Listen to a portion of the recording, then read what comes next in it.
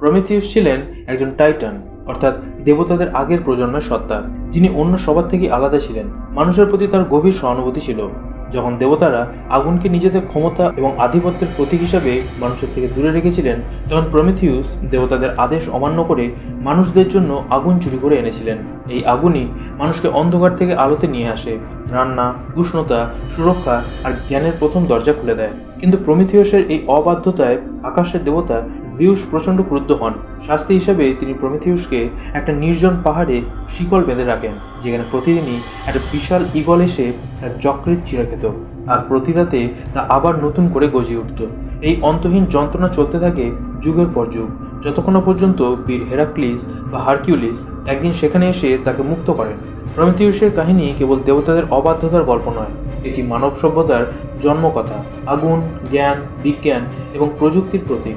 আধুনিক গবেষকদের মধ্যে এই মাইথোলজিতে লুকিয়ে আছে মানুষের বিবর্তনের ইতিহাস, যখন মানুষ প্রথম আগুন নিয়ন্ত্রণ করে প্রকৃতির ওপর তার প্রভাব বিস্তার করতে শুরু করে।